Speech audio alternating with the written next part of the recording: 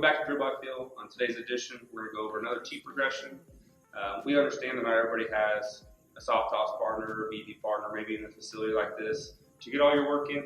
So today we're going to learn a little bit of zone recognition off the tee. So the first thing we're going to work on is your pitch. That's all going to be relative to each hitter. Some guys like top of the zone, some guys like bottom of the zone, some guys like middle.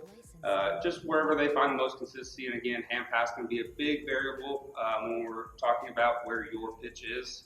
As far as hitters and pitchers go, pitchers are always going to outrun hitters for the simple fact that, one, we miss our pitch, and two, we swing at bad pitches. So one thing we can do off the tee, slow the game down a little bit and get our zone or location we're trying to accomplish. So for today, I'm going to just go middle, make it really easy, get really clean on the barrel there, and we can progress from there.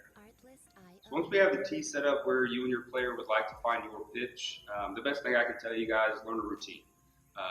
As game-like as possible, we can make this, as in, you need to step out, you need to get in the box, do your thing, get your feet where you want to get them, get your eyes out front, and again, get in game mode early.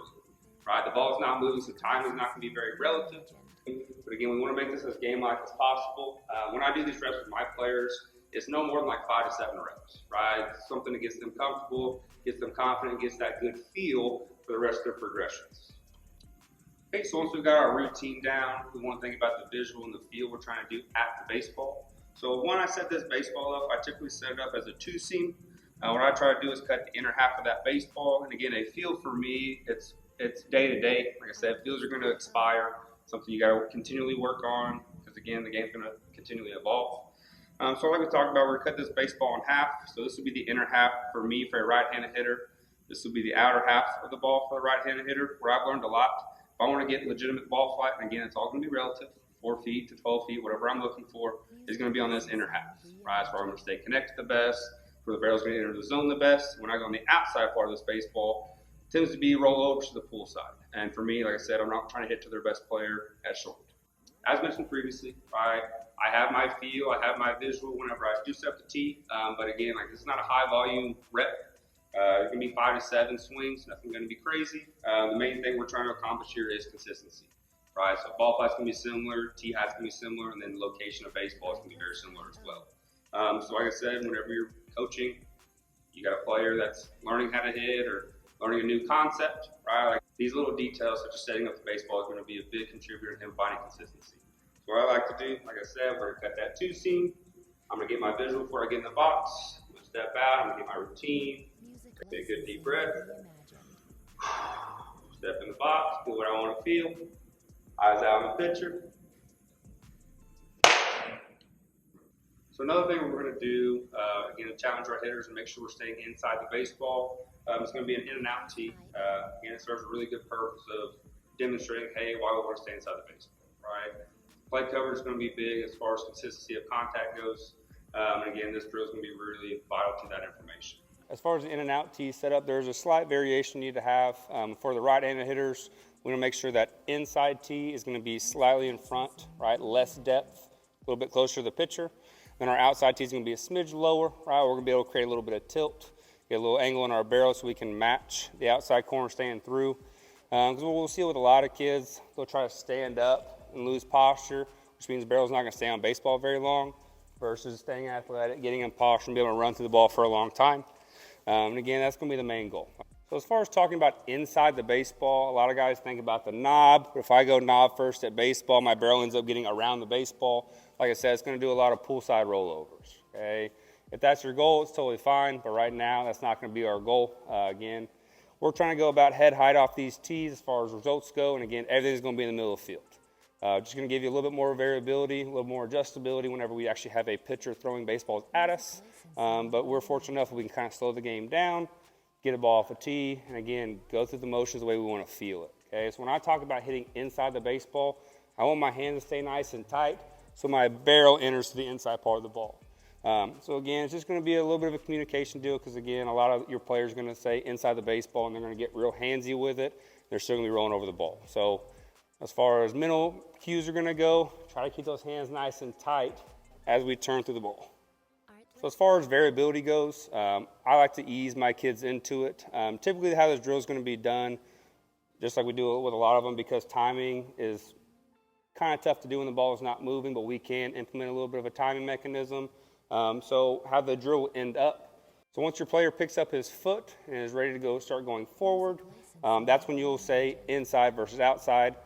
As far as them getting comfortable with the drill, learning kind of how the barrel should enter through both baseballs, let them call it.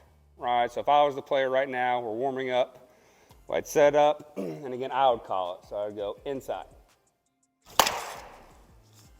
All right, then I'd set back up, take me a good deep breath, and I want to feel the same thing. I just let my barrel stay through the zone a little bit longer. And again, it's all going to be relative. A lot of my guys that I talk to, their top hand's going to be a big instrument in us staying through the baseball for a long time.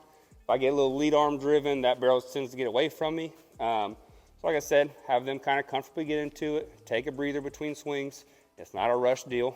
Now I'll show the outside portion of the plate. Same deal, take me a good deep breath. Take me a good deep breath. And now is where we're going to get the coach involved, where once he picks up his foot, starts setting his back hip, that's when you'll verbalize inside or outside. So me and Coach Cox are going to kind of demonstrate here in a second. So what I'm going to do is I'm going to set up, do the whole routine, because again, routine off the tee is going to be so important. Right? Consistency is going to be key. You don't need to hit 10 buckets of baseballs to get warm. Right? These are progressions of 10 to 30 baseballs. Nothing crazy where we can go into flips and actually get timing worked at. And with this variation, the coach can pick and choose like the timing of it. So when he picks the front foot up, he can go in early. He can let him hold in, call in or out. And again, the pattern of baseball you're going to be hitting does not have to be in, out, in, out. That's what I like to do to challenge my players at times. Do a couple outs, maybe an in, and go back to it. But again, it's how you want to challenge your play. All right, if he's struggling, get him comfortable on one side of the plate, then you can go to the other. All right, if he's making the drill look easy, start challenging him a little bit. Because again, each player is going to get a little bit different results as we go. But the main point is that they want to keep doing it after we're done. Me and Coach Acosta are now going to demonstrate. Once I pick up my foot, he's going to be able to dictate the timing of my front foot getting down. From there, my only goal is to stay inside the baseball, try to hit a good, nice line drive back to the cage. In. So that was going to be the inner part of the tee. So again, he can change the variability. We're going to do the outside part of it now. We're going to cheat a little bit, like I said. Make me feel comfortable so I want to continue playing baseball, right? This game's already hard enough. Don't make it any harder on your kids than you have to. Out. So there's many variables you can add to this same drill. One thing we try to talk about is rhythm and timing. That's going to be a big part of you guys being successful on the barrel. As far as consistency goes and quality of contact is going to go. So one thing we'll do when we talk to our hitters, talk about their front foot. When we're sitting breaking ball, we're sitting on a particular pitch, right? That's where our timing is going to be relative. As far as time mechanisms go, plenty of players have different little variables, right? Every swing's a snowflake. Some guys are a low leg trigger, some guys are high leg kick, some guys are toe tappers. But the main thing we want to talk about in this drill when the ball's not going to be moving is getting to that front foot whenever the verbal happens. So you and your player, as whatever his mechanism is, he's a toe tap early. You say go, he'll go to his front foot. He's a leg kick guy, he's going to sit in that back hip until you say go. The short leg trigger is going to be the same concept, right? When that heel gets down, adjustability kind of goes out the wayside, right? You're going to really have to rely on your hands. So what we're going to learn right here with some of our hitters, if they are truly sitting on a pitch, how that should look going forward. I personally am a short trigger, especially with 2 strikes. I try to cut out the big movements. So if me and a coach were working today, as soon as I got my heel in the air, I started to set my back hip, he'd say go, and from there I'm able to release the barrel. All right, so quick little demonstration. I'll get my eyes out front, take me a good deep breath. Go. So in this particular variation, what we will do with our hitters, like I said, it's going to be very hand-driven. If that knob comes with my feet, it's going to be really tough to get barrel behind baseball. So the only mental cue I would give to my player is try to leave that knob back at the catcher, right? We call it K to K.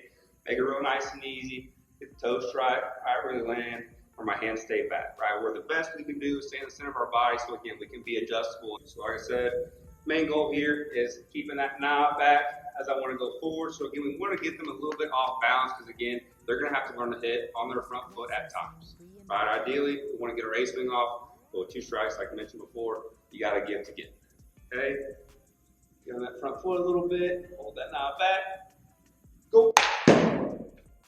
As always, thanks so much for watching the video. If you could, in order to grow this baseball community, I need you to like, comment, and share these videos on all social platforms with your friends. And as always, send you positive feels.